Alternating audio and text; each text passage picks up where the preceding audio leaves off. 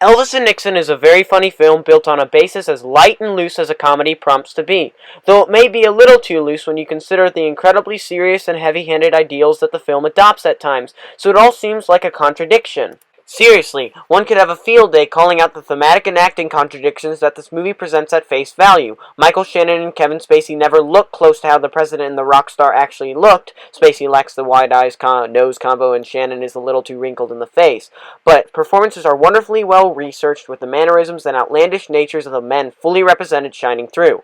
It leaves a parallel to real life that seems broken yet absolutely hilarious in its own right. One could even say that the impersonations are so good that they almost push the spirit of the two men, given that both men's impersonators have become unanimous in pop culture. Think Point Break for Nixon and the prevalence of Elvis impersonators for Elvis. This parallel is especially pushed through a scene in which Shannon's Elvis runs into two mocking Elvis impersonators. The men still don't look like Elvis and Nixon, though, which leads to the ever-so-slight rupture between the film and the audience. To top it all off, the screenplay goes and does the same thing. The events that are taking place seem like they should ultimately carry weight as Elvis goes on a madcap journey to gain a federal badge, but everything isn't played one bit straight. The offices that Elvis struts into are offices of important people who make real decisions, but in front of a man so famous he could be recognized half a world over, the sense of professional courtesy goes out the window. It almost seems to adopt the structure of watching Elvis walk up to a powerful person and seeing if they will break under the excitement of being next to him.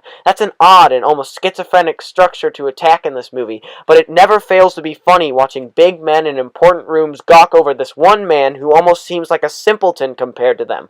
One such person is Colin Hanks' Eagle Krogh. He's basically Nixon's glorified secretary, and his performance accentuates how the film becomes more interesting when a character that almost doesn't take any of Elvis's shit clashes with the king. Hanks is as good of an actor as his father, Tom Hanks, and plays the role as a man swirling in all the excitement of meeting Elvis, but not being able to control him. The film's standout funniest moments come from two instances of Hanks simply saying one word, guess what it is, that is both funny and sharp.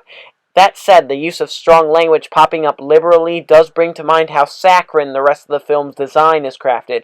Everything has an early 70s pop to it, a manufactured sense that seems like it fits a less silly and vulgar movie. Yet the whole thing is hilarious enough to keep chugging along for 86 minutes until the obligatory but somehow unnecessary here, "this happened to this person later in life" biopic scrawls happen. Shannon and Spacey cannot be understated and are not wasted. The film succeeds at being the comedy that it is, but might embrace that comedic touch a little too much. I give Elvis and Nixon a 7.5 out of 10. This is the Film Analyst.